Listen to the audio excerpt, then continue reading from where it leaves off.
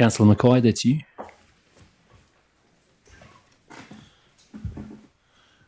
Kia ora tātou, nei anō te mihi kia tātou katoa, ko tai mai, kua tai mai tēnei ahiai, pai ki kite koutou.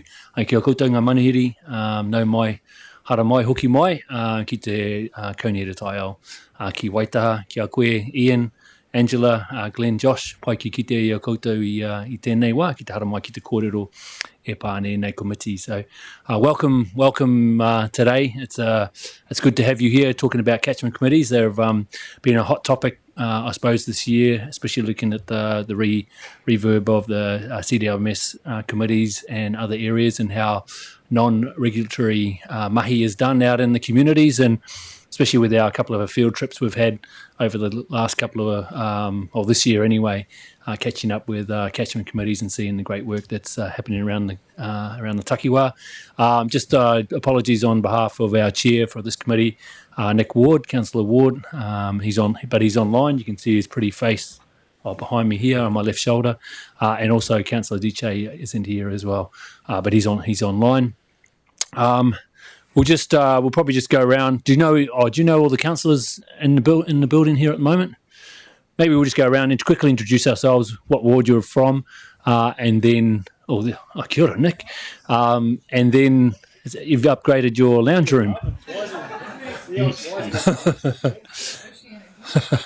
And then we'll hand over to you, Angela, and you can introduce your team. Ka pai. Yane Cranwell, I'm one of the two Ngaito councillors, along with Tūtaunuku Kōrako, who's not here today. He sends his apologies, and we represent here Ngaito on the council. Go over this way.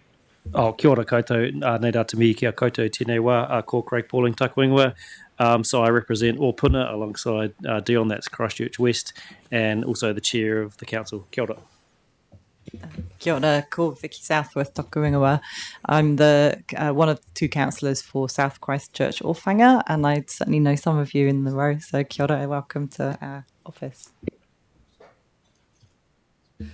Kia ora, Genevieve Robinson. I'm a councillor for Central Christchurch Hoko, along with Greg down there.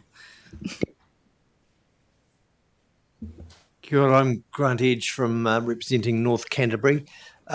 I'm a real fan of catchment management processes for helping us come up with non-statutory kind of approach to things, and recently been briefed on the Y Connection projects for 2 sub-catchments in Kaikoura, and last night with the Ashley Rakahuri. So I'm interested to see what you guys' thoughts are in terms of the way that you're operating at the moment. Kia ora tātou. Kia ora tātou. Greg Burns, Central Christchurch, and I'm a fan of the staff that work with you. Kia ora. Yeah, good afternoon. David East, representing Christchurch North East. Ian McKenzie. Dion Swiggs, out west with Craig, Deputy Chair. I've been on Ian's farm with you, David. Remember when we went up there and got real muddy? It was a lovely day, but no, it was really good. And we've heard a lot about the catchments, and we've got Glenn on our Top Zone Committee, who was the chair. We just finished that up, and it's been really good to sort of be interacting with that. And Angela, I've seen you everywhere. It's really good, awesome. I'm really looking forward to hearing what you've got to say. Hi, welcome to our chamber. Peter Scott from South Canterbury. I'd like to put an apology for Councillor East from Councillor Joe Davies from East Christchurch, who had to shoot away. Not too sure if he's going to come on online. Claire. Good afternoon, Claire Mackay, constituent representative for North Canterbury. Strong advocate in this building for trying to get some more funding into our non-statutory work and on the ground actions. So we've got a very, very, very small amount in our long-term plans at the moment. John Sunkel, Mid Canterbury, and just absolutely into empowering, enabling, and providing ownership to communities through catchment groups and collectives. Thanks.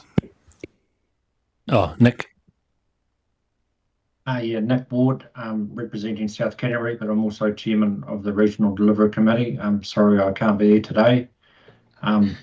weather conditions and other commitments have dictated what happened today. But I'm really in support of catchment collectives and the catchment communities as well. Kia ora, Nick. Paul. Paul Diche, Christchurch South. Angela, before we hand over, I'll just introduce Tim. Kia ora koutou.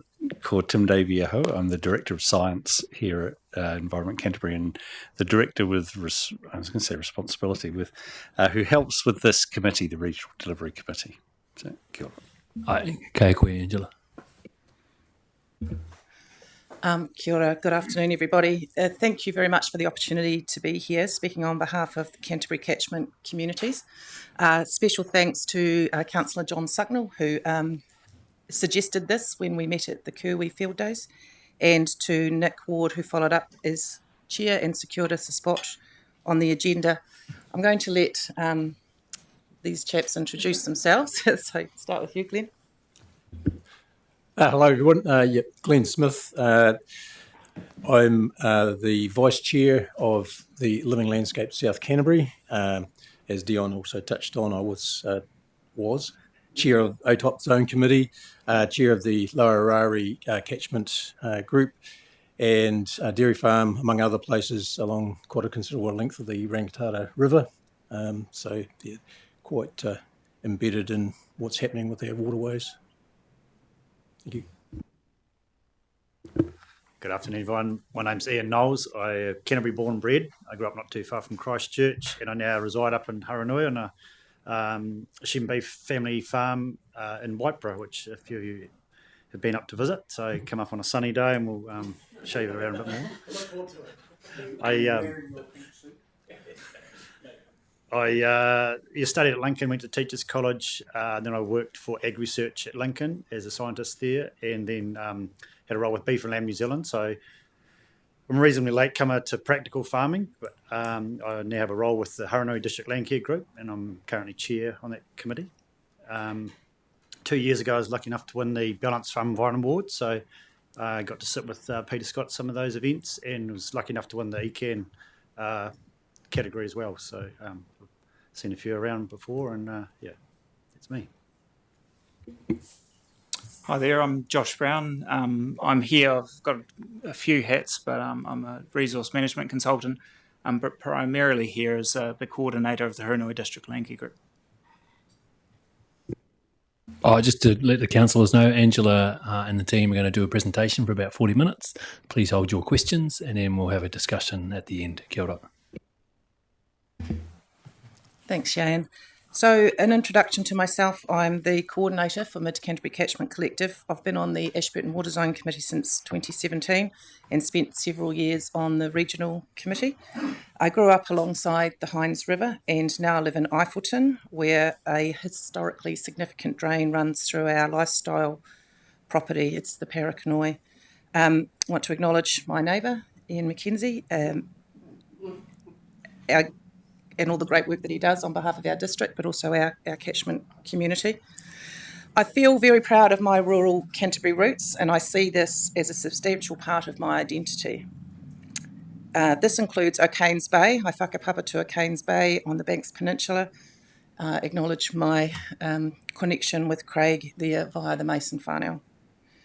So, while farming is in my history, previous generations, my background is not farming. It is communication and coordination. Therefore, some of the presentation you're about to see draws heavily on my storytelling mahi. The late Peter Ramsden, who was tangata whenua of the Ashburton Water Zone Committee when I first joined, encouraged me to use my storytelling as a bridge that carries us forward. And like many, I miss his knowledge and guidance. A quote from the member of the Ashburton Forks Catchment Group is up on the screen. The goal is to effect change on a larger scale than what any of us can achieve alone. Peter's version of this was, there are no easy answers, only that of commitment. So you've heard about us, the Canterbury catchment communities. So we get called groups, collectives, there's Landcare trusts, there's various different but fundamentally the thing that pulls us together is a catchment context. We're an informal group, and collectively our goal is to draw on the strength of others, share knowledge and improve environmental outcomes. We are not here today to speak on behalf of the full breadth of catchment communities. Rather, our intention is to give a brief overview of what is happening in the community-led space, sometimes referred to as non-regulatory. Two examples, I guess, that I can draw from having had experience with was one is the Shed Talk, when I first met David Hewson, who is a coordinator with the Ellesmere Sustainable Ag, Mananui giving a TED Talk there, Shed Talk. He did one of those as well, yeah. And the lady, Catherine, on the right. So in Mid-Canterbury for over 10 years, there was a very extensive research project around the Carracks in conjunction with the Canterbury University, and I understand it was in Selwyn as well, but our community had the opportunity to do a lot of learning, which we've now taken and put into practice. If you look at our purpose, it is to empower local communities and to communicate openly and build trust when undertaking meaningful action in partnership with or alongside local agencies and interested parties. We would like to foster practical and local pathways to exploration, collaboration, innovation and improvement. It's worth mentioning, and it's already been touched on today, but myself and many others drew encouragement from the briefing workshop earlier in May, where Stephen Hall and Pim DeMonchi presented on the non-regulatory work programme for water and land outcomes. I want to highlight that the Canterbury catchment communities offer a complementary perspective. I'd also like to take this opportunity to thank both Stephen and Pim for their acknowledgement that good environmental outcomes cannot be achieved by regulation alone, and that if ECAN work with and enable others to achieve outcomes at place, the benefits will be realised at a catchment scale. So this is a little bit about harnessing opportunities. I'll start with the image on the left. There was a recent collaboration between Ashburton Water Zone Committee and Mid-Canterbury Catchment Collective. It was a bus tour, and standing talking to a group of people on the banks of Green Street Creek is Harry Miller, the facilitator for that group, funded by MCCC. Jan can talk to the fact that it was good being on the ground, understanding the geology, topography, challenges and opportunities. Some other processes I've been involved with that are very engaged communities was the Managing Wetlands as Farm Assets project led by New Zealand Landcare Trust, but ECAN was a huge partner in that back in 2020. We're over there in Pigeon Bay. Top right, Whitcomb Landcare Group doing a wilding pine control day in conjunction with ECAN, so that was a collaborative project. Whitcomb Landcare Group have been running for over 30 years now with their focus on pest and predator control. So some of our catchment groups are quite new and some have been doing this for decades. So yes, the Kerwee Field Days, speaking to Councillor Sugnall and others in the ECAN tent, and the invitation was extended to come along here today. So that was another opportunity we harnessed. This map, disclaimer at the bottom, we don't have full coverage in these areas, but it's an indication of where we are. So there's 11 groups that are, some are going to be represented today, some that you've already been to visit. And through this collaboration, I learnt of another one recently, the Upper Waimakariri Catchment Pastoral Group. So they're not on the map, but they're very keen to be involved. I guess our message there is the task shall be achieved through unity. We'll get to see that map again soon. And I'd like to hand over to Ian's going to speak on the SCAR project. Yeah, thanks, Angela. So, as I said, I'm reasonably late comer to farming, but one of the first relationships I formed in terms of trying to manage the farming asset that I'm lucky enough to be able to manage is to join up with the SCAR team, and they came knocking on the door and started explaining what they do and what they're about. And so over the last probably 6 years now, I've been involved with that team, and a huge pleasure to be around those guys. They're really heavy on implementation and education, which I think is trying to form a relationship with farmers is a really good way of going about it. And so I tested them out the first time they're on the place and said, "Oh, what do these poplar poles look like? You better show me how to plant one." So they rolled up their sleeves, got stuck in, and did a couple for me. And it's those sort of little tests that have built a huge amount of trust, and I really value the relationship with those guys. In terms of the project itself, it's quite wordy up there, but you can see all the detail. But the reality is it's a bit of a love child between the Haurani District Landcare Group and ECAN, and so between the two groups is how the SCAR project was put together. We helped test the concept and run what farmers would want to get out of in terms of implementation, and then ECAN soldiered on and developed what's become a really valuable program, particularly in the North Canterbury after the earthquakes. So in my mind, it's kind of a model of how we can really work together in CoLab. We're actually working on some stuff at the moment for ECAN in terms of their promotional stuff on the website. So you might see a wee bit more about these guys on your website, hopefully coming up. But I think it's, in some ways we might come back to this, but to me it's sort of like a blueprint of how we can work together to get more projects done on the ground. And as I mentioned, a huge amount of trust and partnerships built up with that, with a Landcare advisor group. So, and great to see a long-term project like that still going. The second one I'd like to talk to you about is the land use capability map, and I was very fortunate to be a recipient of this from Environment Canterbury. It's in farming, you often get bombarded with heaps of reports and a lot of paperwork and maps. Everyone's got a different version, but without a doubt, this one would be the most valuable document that I've had. And as I said, I was very fortunate that ECAN funded it. It's become a foundation document for a lot of the other work that I've done in winter grazing consents and things like that. While the report itself hasn't changed, the ways I get to use it and as a resource, it's been hugely valuable for me.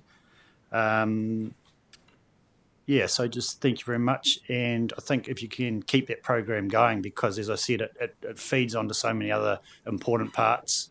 It's such a great foundation tool to have. So more of that would be much appreciated. Thank you. And also wetlands is another one I've been reasonably closely involved in. As a lot of landowners, we got a wee bit of a shock when we jumped on the internet to find the farms had been mapped on a desktop program and identified potential wetlands. So on the property that I manage for the family, there was potentially 21, which was heading towards being a bit of a nightmare for us. The reality was very different. So once I got the ECAN land advisors on board, they came out with an ecologist and we actually ground proofed it, and we ended up having 2 that were of reasonable significant value that needed to be protected and maintained. And so we've got a good program in place on how we manage and protect those, and the rest of them were desktop dreams. They just didn't eventuate in real life. So for what was potentially a nightmare ended up being a real dream run, and with the assistance of your staff, it's been really easy going through that process and actually making some good headway. So I was very fortunate to have that relationship and to get it to state now where we can manage it and hopefully make it better for future as well. Back to me. Sorry, I was remiss earlier. I should have introduced Duncan Barr is in the gallery, and he's the chairman of Mid Canterbury Catchment Collective. Apologies about that, Duncan. So we're just going to step through a few slides here. They say a picture tells 1,000 words, so we're drawing heavily on past experience and images. This is down on the Lowcliffe coast, just north of the Rangitata River, taken in May 2020. We might have sneaked out during COVID, showcasing wetland protection and enhancement. So Graham Harris on the left, he's a QE2 covenant on it. He was guided, acknowledged the influence and mahi of the late John Wilkie, but John guided him in this very special spring called the Jaw, which creates the wetland. So they set about protecting it and enhancing it. And then Graham took that knowledge and he shared it quite generously with others in that catchment. This was a noho marae at Kokorarata, where we learnt a lot about mahinga kai, and so that was that knowledge building opportunity. This is a quote that Peter talks about often, but it was the bird that eats the fruit of the miro possesses the forest. the bird that eats from the tree of knowledge possesses the world. So knowledge is power, and the more knowledge we can get about how to protect and enhance our environment, the better. From left, Freshwater Ecology, Habitat and Community Day in the Ashburton Forks catchment with EOS Ecology. It was during school holidays, so we had some children there learning about ecosystems, invertebrates, and what makes a healthy waterway. In the middle, we have two ECAN scientists, Kimberly Dines and Shirley Hayward, were training a catchment group and supporting them to develop a water monitoring program in the Ashburton foothills. They were brand new at the time, so they've now had 3 years of monitoring with that guidance. And on the right, stream health assessment monitoring training with Year 11 ag students from Ashburton College, and that's on the Windermere Drain. Biodiversity, again, acknowledge Craig's generous knowledge sharing with Te Ako Kakariki Greenway Trust. We started a small trust in Ashburton, and we strongly believe that people learn by doing. So on the left, that was a Ashburton Water Zone Committee planting on the south side of the Ashburton River. The one in the middle, more recently, Willie Lefferink is the chairman of Carter's Creek Catchment Group. Carter's Creek feeds into Lake Hood, so they're doing some planting and stream enhancement there. Our dairy communities, our newcomers, are very involved with nature projects. If they get their hands in the soil and get a plant in the ground, they feel more connected. So plenty of those opportunities. The other column that we run quite strongly in is land and water management. So it's about soil health risk assessment and mitigation management. On the left, Abby from FAR is talking about visual soil assessment. In the middle, Chris Gibbs from the Foothills Catchment Group has got a real-time nitrate sensor there. So when we monitor and understand what's happening in our waterways, then we can put targeted mitigations in place. And on the right, we did a collaborative project in the Hekio Hines catchment with Plant and Food. So that was catch crops and ground truthing. So understanding how we, tackle the challenge at source and then and avoid any unintended outcomes. The value of community-led change, it's up there, but it's engage, educate, empower, catchment scale opportunities, implementation, accelerate peer-to-peer. And I heard someone the other day talking about moving the middle. I do believe that's the best way to do it, farmer to farmer. The non-regulatory, complementing regulatory, integrated and intergenerational. When we talk about integrated, it's from an inside the farm gate lens. So they've got a lot going on every day, weather and so what does good look like for them? And then we can have those discussions at a catchment scale. Grassroots collaboration, community monitoring and solution focused. The reason we've popped the map back up there is because we're now just going to travel from top down to bottom and give a little bit of an insight into what some of our different catchment groups are doing. And Ian's going to kick off with Haranui. I've also been a member of the Haranui. I've been a member of the Haranui District Landcare Group for about 10 years. And so I've gained a lot of value from the group, and so in order to pay it forward, I got myself a position on the committee. But yeah, we do a range of different programs, and the one up there on the screen at the moment is just we're very early stages of doing our stream walks, and that's really because you don't know what you don't know, and so we're just taking baby steps now just to figure out what are some of our challenges and mitigation and management that can come out of it. But until we start educating people about what is actually happening on their properties, then it's hard to know what to do. So we've got 10 or 11 sites that we're working on at the moment. And it's been hugely valuable. We've had school groups and lots of community groups out having a look to see what's in their back neighbourhood, and things like eDNA testing gets quite exciting when you there might be 1,000 different DNA types in your stream that there's a lot more going on around than what you just see on a day-to-day basis. And so these are the stream walk locations. So we're just trying to get a reasonably good sample around the area, and also because we spread it geographically, it's a chance for members to get involved and learn more about what's happening in their neighbourhood. So as I said, it's very early stages for us, but it's more around education, and what we do with it down the track's unknown yet, but we're just trying to get as much information as we can and upskill.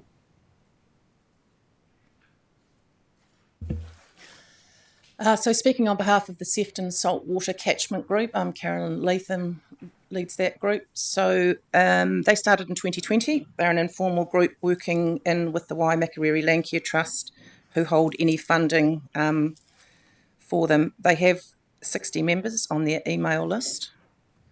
They've collaborated with Environment Canterbury in the past, and that includes several planting projects in the catchment and a stream bank recontouring and monitoring funding from ECAN.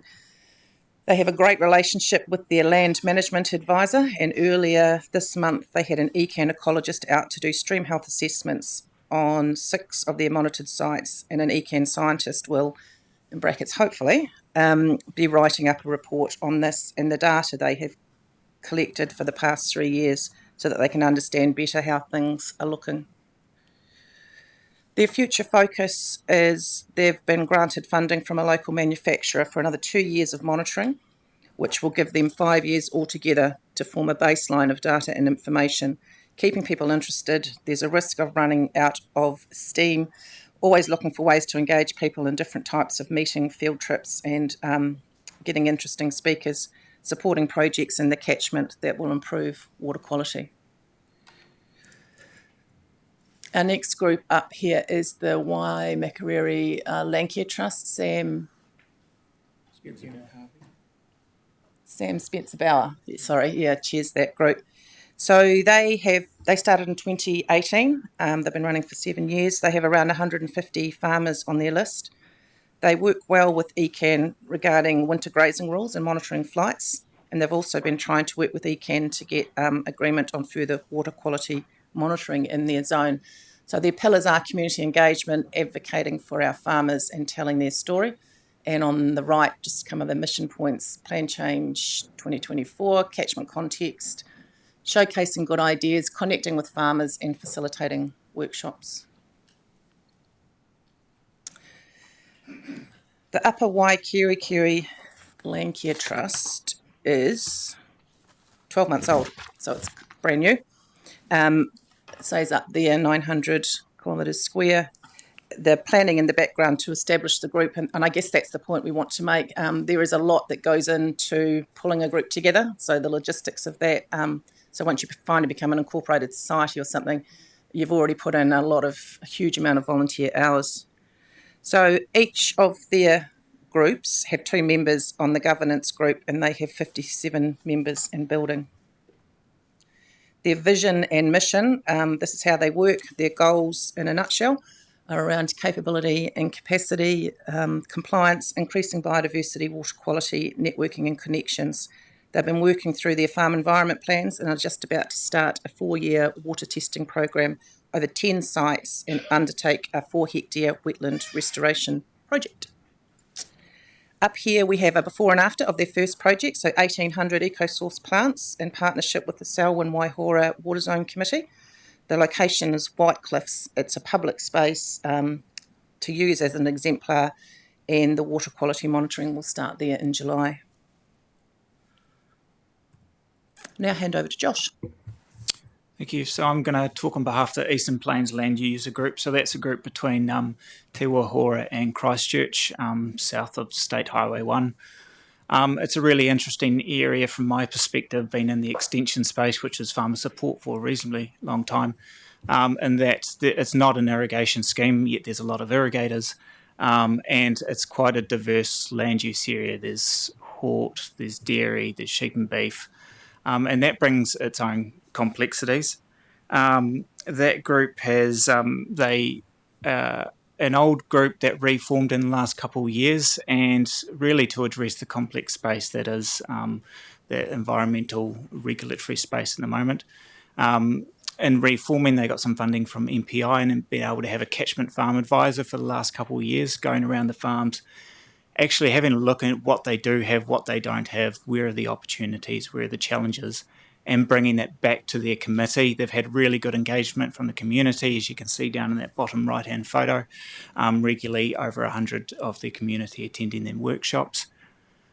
And through that engagement with their farmers and their community, they've been able to consolidate the challenges that they've had and the opportunities. And they focused a year ago on consents as being an issue, And they approached ECAN and MPI and said, hey, look, we would like to do something as a community to try and make the consent process more efficient, but also to try and achieve the outcome. So in the Lower Selwyn, it's over-allocated groundwater, and there is plans and there is rules in place to how they address that. But on an individual level, that's very challenging.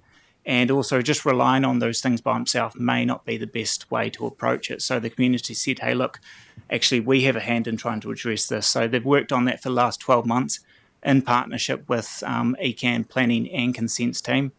That report is just getting finalised now and will be coming in front of ECAN shortly. So I look forward to see where that one lands. And this is the Ellesmere Sustainable Agriculture Group, which I'm sure some of you are reasonably familiar with. They've been around a lot longer. They've been around about 25 years. David Houston's their current project manager and coordinator. They've been doing all sorts. So they've been looking at nitrate. They've got a nitrate sensor doing testing on a lot of bores and their lowland streams.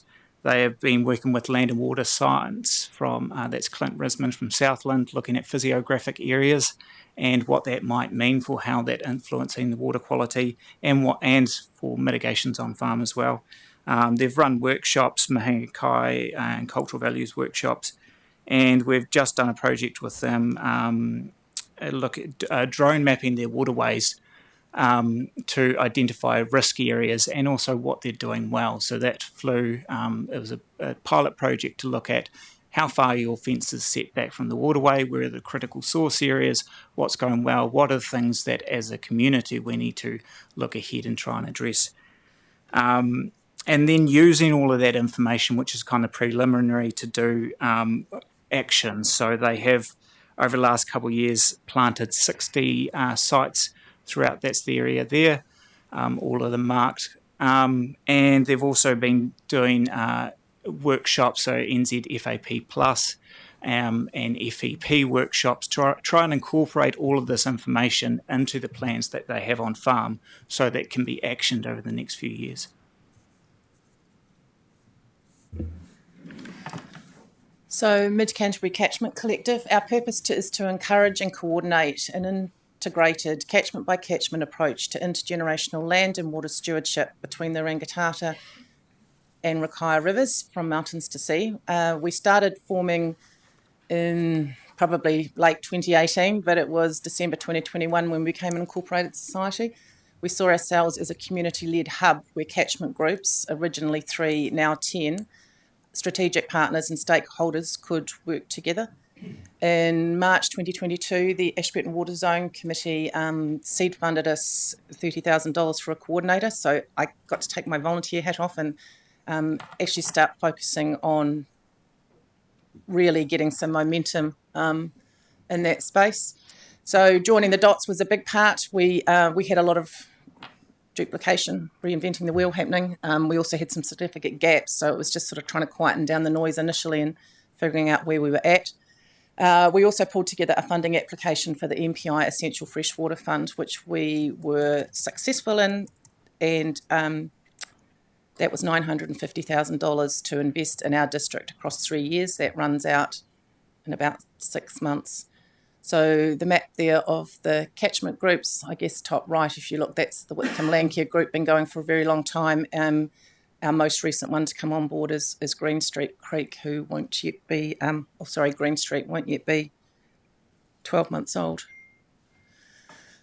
I see us as an extension of the Ashburton Water Zone Committee in terms of building off the good work that was done there with the zippers and all that effort that went in initially. Also a highly regarded example of successful collaboration was the Hinds Drains Working Party, which had lots of stakeholders involved in figuring out what good looked like down in the lowlands drains.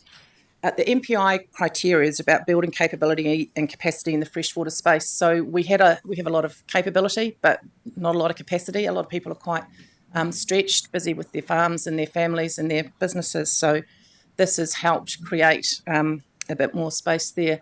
So as you can see, we do catchment action plans, water monitoring programs, predator and pest control, Soil health is what we talked about earlier, biodiversity protection and enhancement. We're about empowering catchment communities, so that's about our people. We want them to be thriving and resilient. And stakeholder and strategic partnership collaboration, so that if we all lean in the same direction, we can get more done. Now hand over to Glenn, south of the Rangitata. Where it's all happening. Living Landscapes South Canterbury came together in 2021. It was inspired by the success we'd seen from a similar group in the Rangitikei and Thriving Southland, what could be done with structure. And the catchment groups that already existed in South Canterbury struggled because they didn't have formal structure. So they couldn't access funding because they didn't have legal status and all the flow and effects from that. So Living Landscapes was put together essentially to support and enable catchment groups to bring their dreams to reality. We did receive some seed funding from the OTOP Zone Committee, which helped us get going, and engaged Michael Bennett, who has worked for ECAN as well as Ngāi Tahu and in Kaikoura and earthquake recovery, so very experienced individual, to help write some applications and pull things together. We were successful in receiving $500,000 of funding from MPI in an accelerated farm plan space, and the project was around physiographics initially, so essentially informing the landholders, the farmers, of what they're actually working with, and to a large extent validating with science what they already knew instinctively but couldn't put into words or put into technical detail. It gave a lot of insight for many in the area of what they were dealing with, what the risks were and where, and therefore what they could potentially do about it. And from there it spawned a lot of other smaller projects and ideas. We've also done eDNA testing. You see on the left-hand side there, that is a stream assessment where the Barkers Creek enters the Waihi stream, and leading that group with Michael was Danette McEwen, and that was part of building local capacity as well, as Angela touched on. So the local landowners could assess the waterways and the vegetation, the biodiversity in a simple but structured way, and then go back again in a few years' time and to see what had changed and track their progress so they could see change. And on the right-hand side there was one of our own properties where we took physiographics to the next extent and did radiometric surveying. So not only looking at the soils, but the subsoils and structure, looking at soils 4 years old to 40,000 years old, and the varying risks that are involved. And as the land managers of that, we learned a lot and are able to manage more precisely and better for the environment because of it. So really the ethos of Living Landscapes is collective action, bringing people together and working with whoever is willing, the coalition of the willing. More recently, I think several of you attended the field day that was held at Andrew Stevens' property down part of the Waitarako Washtalk Lagoon. So that's feeding into the project that with ECAN and Arowhenua around restoring or doing what we can to enhance the Washtalk Lagoon, and the catchment that feeds into it has a big part to play in there, and bringing awareness of what is happening and what can be done there. And even next week, collaborating again with ECAN, there's a workshop in Geraldine on farm waste management, together with Trish Rankin is coming down to that. So really providing the structure so the individuals with the good ideas can get on and do things. And it has worked and is growing. We've got 12 plus groups and more in the wings as part of our collective as we speak. So on behalf of the Hekataramea Sustainability Collective, Juliet Gray chairs that group. She rang this morning to wish us well, bravely heading up to the big smoke. So they're a busy group with a lot of pressure on their community volunteer hours. Down there they are the local fire brigade, St John, school board of trustees, coaches and everything else that comes with. So their community volunteer hours, they get quite stretched.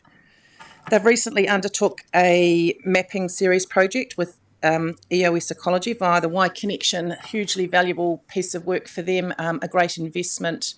And now they're setting about, with what they learnt from that, now they're setting about putting demonstration sites in place. Their purpose is to promote a healthy farming, rural and recreational environment for all who live and visit the Hakataramea Valley by educating the community about the principles of sustainability. We're in the home stretch now. Next slide is Ahuriri. Bridget Pringle is helping with some coordination of that group, and she was away, so we pulled this off their website, but their focus is to ensure that the Ahuriri catchment remains thriving and sustainable for future generations. I'd also like to mention the Omarama catchment group and the Wairipo catchment group. I don't know too much about them, but if anybody's interested, you can have a wee Google, and they've got some, actually probably Nick was probably best placed to speak to that. We wanted to share this with you. We think this is really important. So Environment Canterbury's values are people first, collaboration, stewardship, integrity and can-do. We really liked the long-term aspirations that include empowered communities taking action and bottom right, prepared and resilient communities. We see ourselves firmly placed in there. And the strategic priorities, in particular the foster relationships to underpin regional leadership for our communities. That's really inspiring to see those words up there, and really keen to put that into practice.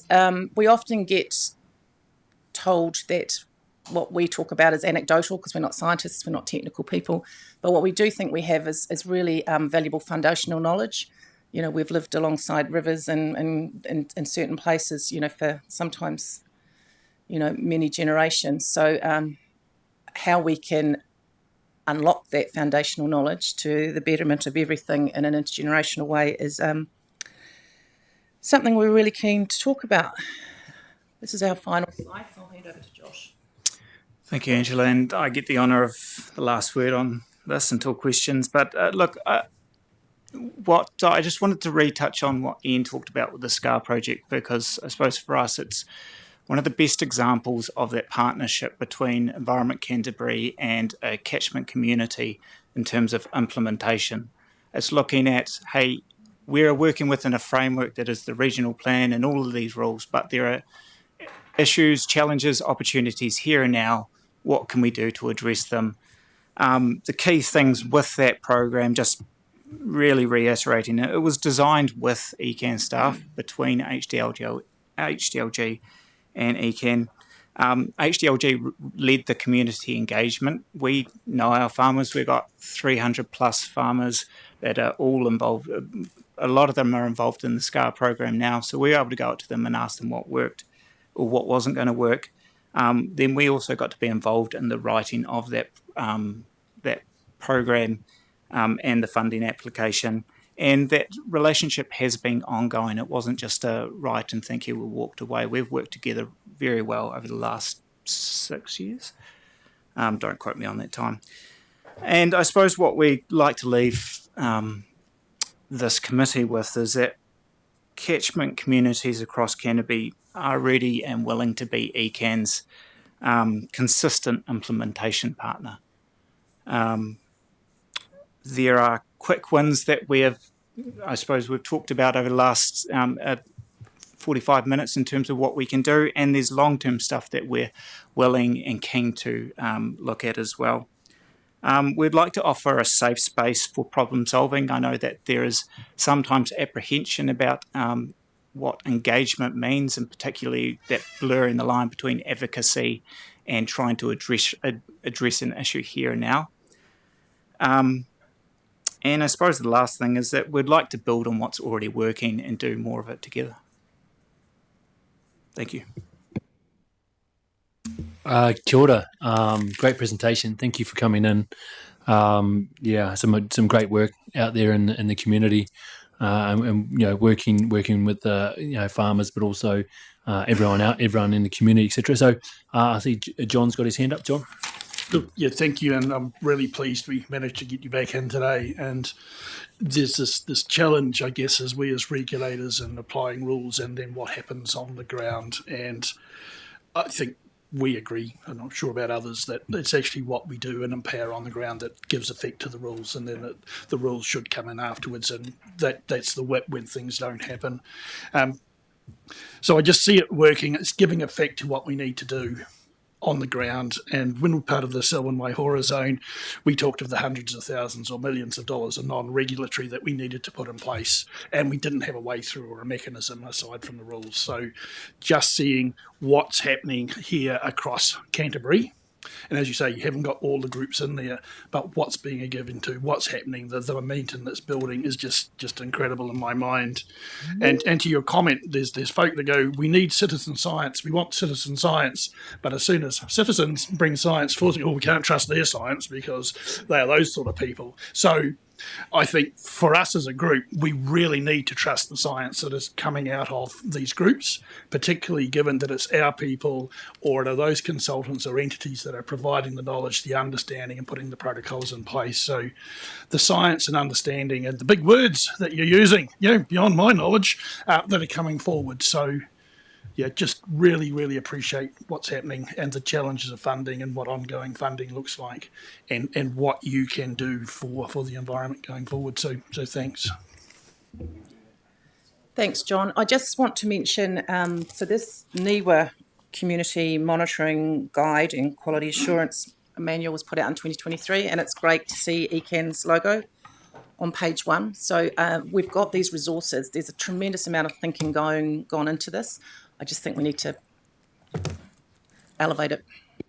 One piece, the ePlug work that Josh was talking about, a sort of advocate for them back into the building, is how could they collectively bring their consents together and say, there's $1 million, whatever, allocate it, it's over allocated, bring it back into a collective group, ensure that everyone gets what they need plus a bit so they can dip into the pool, come out. So the dairy farmers need it when they need it, the cropping farmers need it, or the horticulturalists. So pooling, ensuring there's enough there for everyone and giving those consent holders the confidence that they can go into a system and never be cut short, but equally retire water back to the environment. And that challenges that will challenge our staff and us at a table because it doesn't sit within plans. It's not how we operate. So the work and the thinking that's coming through, we need to understand it and we need to embrace it if we genuinely believe that we want to take things forward. So there are some challenges for us in accepting and understanding what some of those processes might look like to give effect to what we all want. Kia ora, John, thanks for that. Peter. Yeah, thank you. It's been good listening to you and the amount of work that you're putting together, which is pretty substantive and pretty impressive.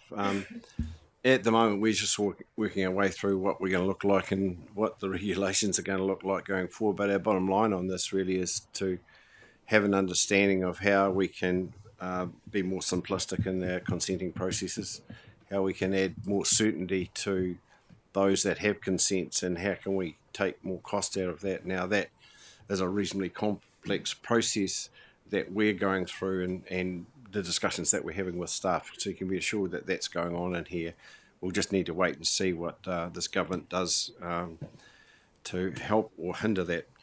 I think the place that we agree more than anything with you is the non-statutory space that you occupy and the good work that you're doing. And I know we're advocating really heavily in here how we can move into that non-statutory space. Now, the issue that you brought out, it's Josh, isn't it? Josh, which is of interest to us, is that where we have a problem and we can all see it's a problem, both sides of the coin can see it's a problem, what can we do in a non-statutory space to work our way through that, and how much time do we want to give ourselves to work our way through that? And I think that's our big opportunity coming to us, and I'm certainly myself and Chair Pauling have been talking about that and others, so that's a to come.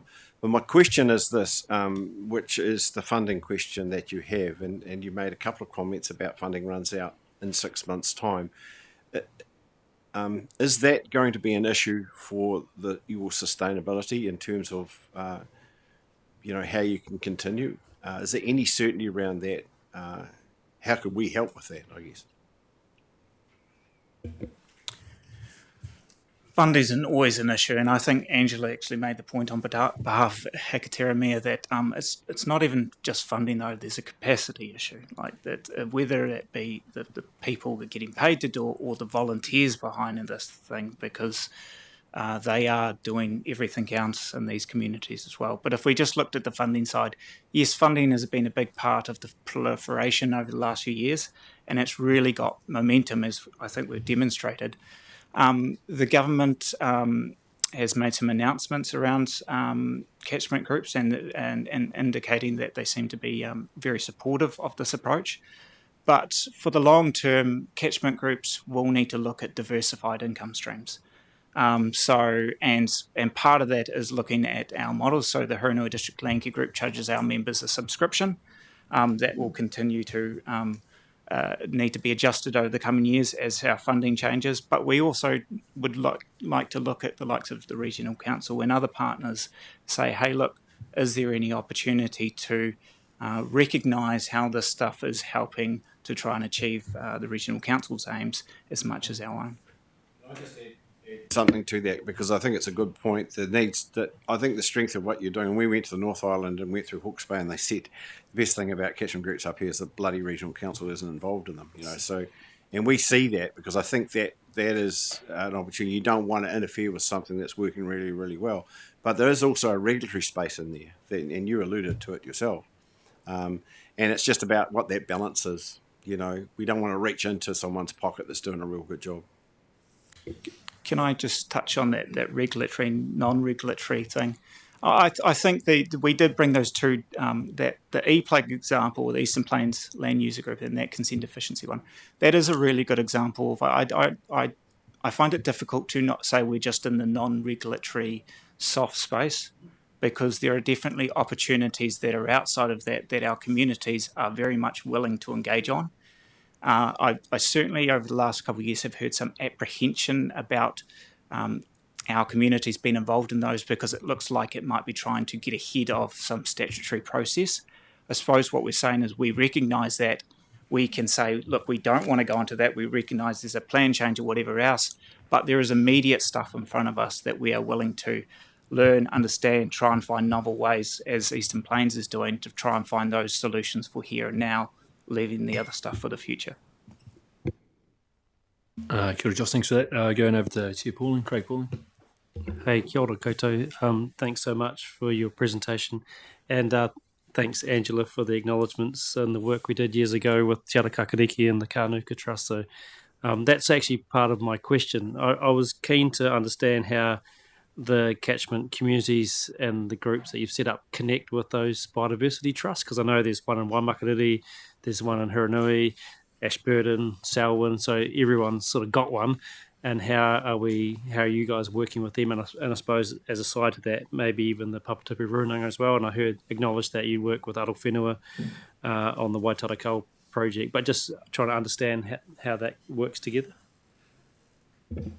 Kia ora, Craig. So just speaking on behalf of Canterbury and wearing two hats, Chair of Kānuka Trust and Coordinator. So in our district, we pulled together our natural place. So it's our biodiversity strategy in 2024. So it'll say on page 2 or 3 that Runanga were an integral part of pulling this together. We have 4 goals and some priorities, some roles and responsibilities, some actions and objectives. I have one of these for MCCC, specific to landowners, and I have one for Kānuka Trust, specific to schools and communities. So we sit in different places in it. I think when we understand our roles and responsibilities and we stay in our lane, that's when we get rid of the duplication. So now most of our catchment groups pivot around a school. So, for example, the Foothills group in Methven, so now we're pulling in the Methven school, both at a high school level and a primary level. If we implement this, and we've all agreed that this is what we want to achieve, then that's when we really start to get, I use a lot of rugby analogies, but we're getting a rolling maul. We're just seeing amazing stuff happening. Ashburton, because that's Ashburton District Council, yeah, are they helping fund some of the work on the ground? Yes, last year they came to Kānuka Trust with a special grant. So there's 21 schools in Mid-Canterbury, and our goal is to be working with each and every one of them. And I think this year we've brought 3 new schools on board. So most of them start with it's called an Exploring Our Footprint program, where they It's place-based, inquiry-based learning, but it leads to a project, which means we get our hands in the ground and we understand our Indigenous biodiversity. We understand we plant for purpose, we plant for food, shelter, biodiversity, ecosystem servicing, so they get the whole range of what it looks like, in Mid-Canterbury. So, and just finally, thanks, Jan. Because in terms of the funding going forward sort of question, I actually think that's like if you could collectivise the effort from the Biodiversity Trust and potentially the catchment collectives, that could be a good way to come towards ECAN and the district councils as well with like a collective package and say, we're in it together, we're doing stuff, even though we've got our own different jobs, we do that might be pretty, and maybe the Runanga too, because I know some Runanga have entities that are doing nurseries and planting. That could be a pretty cool package to come to a council, which would be pretty attractive, I reckon, to elected members as well as staff to go, well, that's pretty cool. Be pretty keen to support that. So I'm just putting an idea out there. So thank you. Just carrying on from Craig there, I mean, that was going to be one of my questions about how you link in with those, let's say, biodiversity groups. But he did mention the Runanga, and I suppose I need to ask that question how, I know we talked about it, the MCCC hikoi that we went on about Runanga, etc., but that was just the one collective there. But in a sense, across the board, how do the catchment groups, I know, I mean, there is, we talk about capability and people and the ability to link in, and everyone's under pressure. But just can you talk about the process or if you have or if you haven't, etc.? Well, in South Canterbury's case, we did initially have contact, and we keep updating, but the capacity issue is a real issue. But we are forming closer relationships with the Arawhenua Nursery in that space, so it's on the ground stuff as well as our individual relationships with individual members of Arawhenua. But it is hard at a higher level because of the demands on their time.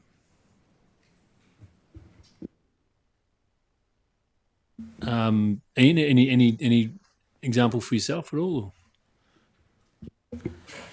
Yes, so I can talk to the Hurunui District Lanky Group in Eastern Plains and a little bit of Ellesmere Sustainable Ag. So all of these groups have reached out to the Runanga to try and engage them at different points, and to varying degrees of success, really. And it keeps coming back to that capacity thing.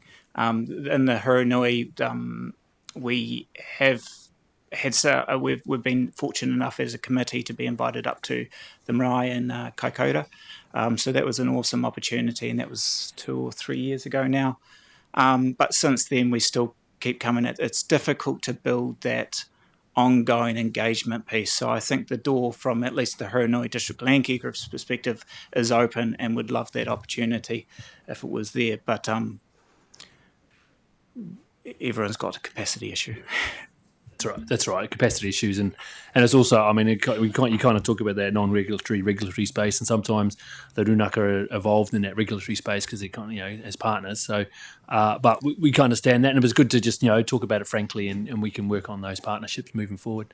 I'll move over to Greg. Kia ora, thank you. Can I just say you're not the only one who needs to diversify their income streams as well. That's something we hear all the time. Look, it's been really refreshing because it could be a Runanga, it could be an environmental group, and obviously catchment collective sitting there saying very similar things. I'm a first-term councillor. The 2 annual plans and the long-term plan community have come to us and said these things to be successful need to be community-driven, agency-supported, and that you're just basically saying exactly that. I also wanted to identify or highlight and agree with you when you talked about science on the land.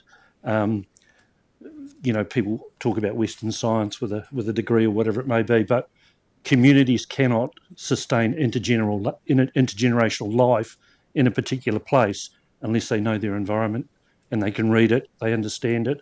That is by far and away knowledge and science, if you like. So I just think it's fantastic. I've got a few notes before I actually get to a question, if you don't mind. I loved it. Thank you. It was really good. I do want to acknowledge too our staff and the SCAR project, and it's something that we're desperately screaming out for the Port Hills, seeing how successful it is through the Hiranui and up into Kaikoura. So well done for that, and certainly great stuff. Intergenerational, we talked about that, or you talked about that, which is a really important part. And again, I think for everyone sitting around the table, it's again not only refreshing, but it reinforcing the fact that whatever we do today is going to have implications on our kids and our grandkids. So it's good that we can collectively get together. Now, after all of that, I do have a question, and my question sort of goes a wee bit on what John and Craig I think Craig were talking about, and it's that cumulative package type thing. We're asked over and over again to support things, and if you were to just go, yeah, that's great, yeah, that's great, yeah, that's great, obviously we run out of what sort of resource we can do. It's fantastic that we have such skilled people within the building and the opportunity to support programs. But it's that collective type thing as well as you being part of a bigger picture. You slightly answered it just before, but is there any benefit without a regional council or a council being involved, of course, because that would just stuff it up, I feel, of ensuring that those conservation trust or environmental groups or whatever it may be look at how they don't step on each other's toes, but cohesively sort of work together for area, the area that you're sort of your catchment, and then come to a council and say, how can you support us? Thank you for your question. Collaboration takes a lot of time, a lot of energy. I often use the analogy, it's like putting kids in the sandpit and saying, now play nice, don't, throw sand and share your toys. So this, at the moment, we've kind of pulled it together. This isn't our day job, to do this. So a lot of energy. If you could see what my workload looks like at the moment, because it is really important that we do it, but it's time consuming, and especially if you're going to do it genuinely and authentically and include Runanga and everybody. So it's a really powerful tool, but it takes a lot of heavy lifting to just rock up today. So getting that consensus and that coordination piece and that cohesive, really, really important, but it's going to need to be resourced some way or another, because our funding actually isn't for this type of thing. Our funding's to focus specifically on our catchments. We've got 800 staff and we struggle to do it. Yeah, we were scheduled for past, and it is just after that now. If people are happy to go to 4:30, if you have to go, because I've got David, Ian, Claire, Grant, and Nick still to come. So people happy just to carry on till 4:30? Yeah, you happy? Yep. All right. Make a quick whānau. No big lead in. Just into the question. Go. Look, thanks for coming in today. I believe there were one or two sort of organisational hiccups getting you here, but I'm pleased to see you're here. Like a lot of people around the room, I have a great support for the catchment-based philosophy of looking after our rivers and environment. I have had a couple of engagements with the Hakatiramia group.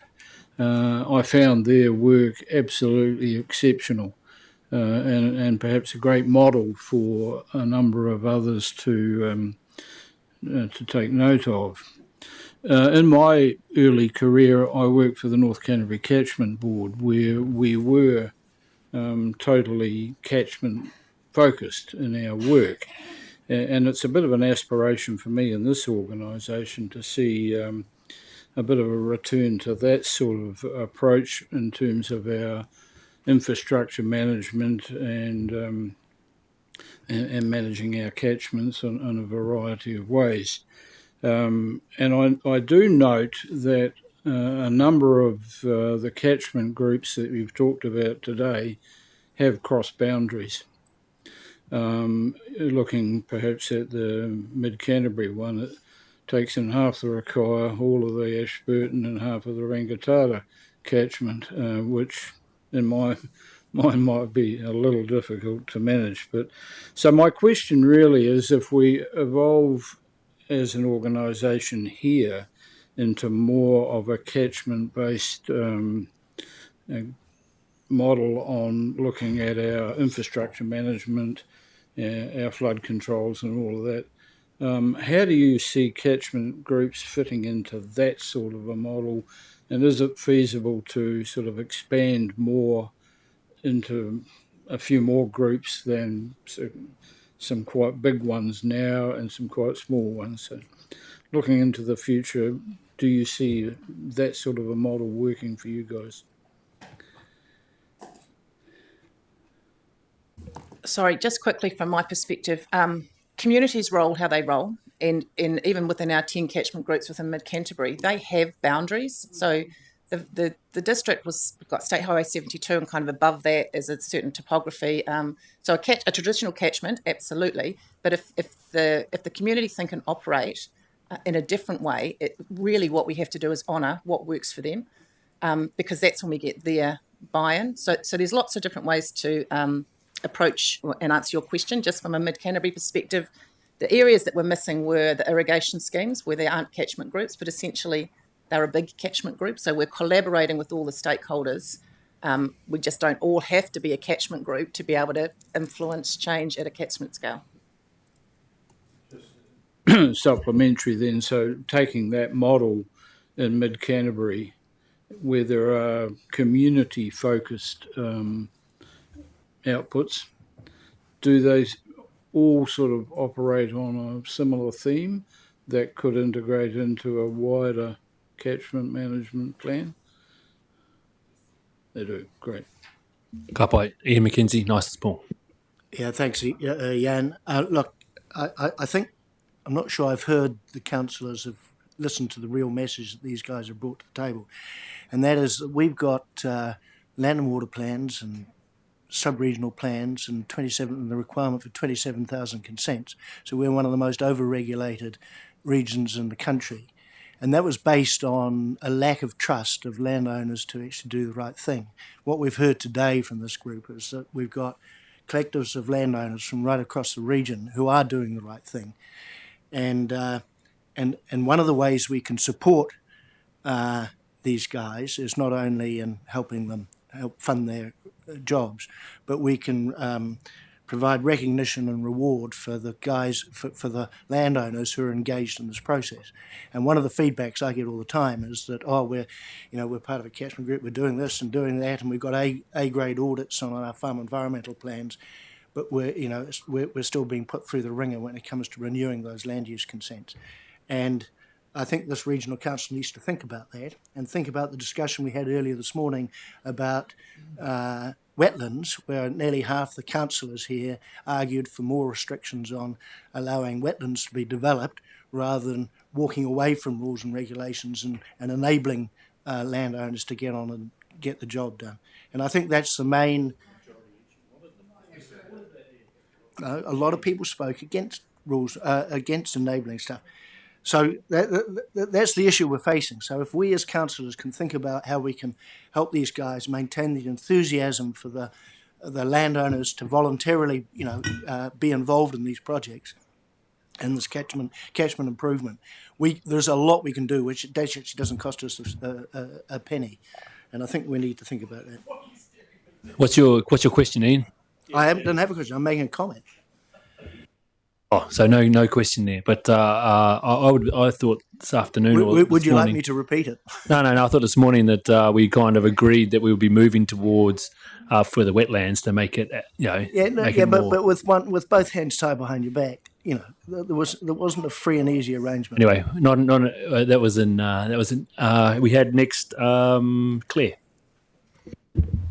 I haven't really got a question, but I would like to make a comment, if I may. Thank you. No, not as long. Look, really appreciate you for coming in, and there's quite a few staff in the room.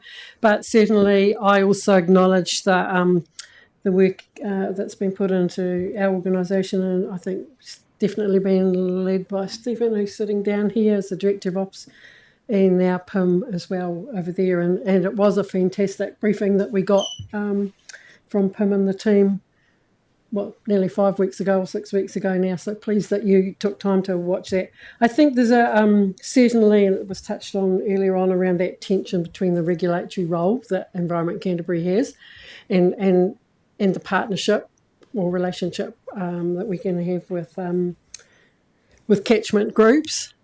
So I think that's a space that we've still got to do a fair bit of work in and think about how we can actually tread in that area without treading on each other's toes, and respecting it. Sometimes there will be a regulatory need, but certainly I really do acknowledge, and I think this is a classic example for councillors at this table, but also for the people of Canterbury, to acknowledge the good work that's actually been done there. And look, to be fair, most of the catchment groups spun out of planning processes or hearings processes or whatever, where the communities wanted to get in front of the regulations, and they've carried on doing that, and certainly irrigation companies are there. Yours truly here is actually just trying to get a catchment group up and underway at the moment, so I might touch on you, but we touched, and it spun out of a zone committee as well. I've contacted the TA, WGC, local school, Environment Canterbury staff I've spoken with, Waimaka Irrigation I've spoken with, the Waimakariri Biodiversity Trust, Y Connection I've spoken with, but all really supportive and providing help. Give it to a busy person, me, trying to get it off the ground for a meeting on the 24th of June. So yeah, I really do acknowledge the work that you guys do there, because we've all got day jobs. So thank you. Kia ora, Claire, thanks for that. Grant, you've got a minute. Okay. I was on the Waimakariri Zone Committee for quite a few years and contributed to the Zipper. And one of the key things coming out of that was that the committee would prioritise 2 catchments in the first year as a non-regulatory approach to deal with holistic view of the management of catchments. I'm interested in the logic, and Angela, you talked about communities by association will say, I want to be in this group because my neighbour is, and blah blah blah, and I think Josh is the same. But I'm looking at the map that you've got on catchment groups, and then the one at the Hurunui. They are kind of slightly scattered all over the place. Angela, you've the Hekateramea had the Y Connection people produce a really good document, spatially defining the space. The Ahuriri have done the same. Have you found, and Claire and I were at a meeting yesterday, Ashley Rakahuri have done the same. There's a Waimakariri, so there's a whole raft of, I suppose, catchment focus documents that have been produced by EOS. Does that help define the geophysical structure within which your communities can operate? Like what they have done, their areas are reasonably large, and I know in the Ashley Rakahuri it comes out from their work is one single catchment, if you like, but there are multiple sub-catchments within that different groups might want to operate. Is that it's really just how do you setting these things up, and what tools would you like if from Environment Canterbury, for example, to assist? I'm thinking in terms of the geophysical information to help facilitate the understanding of the spatial context. Thank you for your question. Very quickly, so in Mid Canterbury, for example, Harry Miller works for Rural Consulting, but he's the facilitator for Green Street. So he's providing all of that information to that. So we've got strong skill sets within our teams already. When we need to bring in outside expertise, we do. But fundamentally, we've tried to set ourselves up that we've got a variety of complementary skill sets. So Y Connection have worked with one of our catchment groups. And yes, the geology and all of that information is helpful. But at certain stages, like you can't, Hekateramea, because of their slope, it was really important. It's possibly less important on the plains or some of those more generic areas. I guess just to finish really quickly, what we'd really like is an opportunity to come back to the table and perhaps identify a couple of catchment groups so that they can talk more about their projects in more detail, because this is obviously quite high level, but that would give you guys a chance to perhaps ask some more of those specific questions. Great. Thanks, Angela. Is there any other closing comments from yourself? Or is it... Just do want to follow up on Claire's comment and really acknowledge the work that Stephen's done with the operations team. There's a structure. It works really well. We can see our place and space. It's just how we continue that engagement within Turam Street, because it sometimes gets a bit lonely outside of it. So the more empowering, well, look, it's up there, right? It's the Canterbury Water Management Strategy, and we need to honour those values, long-term aspirations and strategic priorities, please.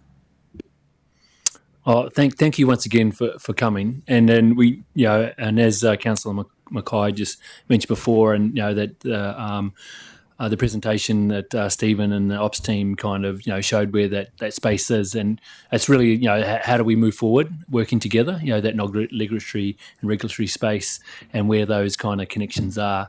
And then Josh, you mentioned consistent implementation partner, and where does that fit in amongst all the areas we're looking at, and kind of on this on the screen there at the moment. So thank you for coming in, and definitely we will, I think, get some catchment groups coming back in, so we can go into the that level and kind of more understanding. I'd just like to acknowledge that also that you didn't have the Wairua one on the map, the catchment group, that the kind of and it shows the Runanga, the community and also the farming working together quite good. So that was I was hoping to see an example of that one, but it wasn't there, but that's okay. On that note, thank you once again for coming in. I thought it was a great presentation, a great little corridor around the table, and safe trip back to home. And I'll get Chair Pauline to close off with karakia. Kia ora, Ian. Tēnā koutou anō. Ai, kia pai tō hokina ki tō kāinga koutou. He karakia whakamutunga o tātou nei rā, tātou nei hui. Kia tau, nā manakitanga o nā me karo ki runga ki tēnā o tātou, ko mahia te hua mā kihiki, kia toita reo, kia toita mana, kia toita aroha, tūturu whakamoa, kia tīna, haumi e hui e tā ki e kia ora koutou.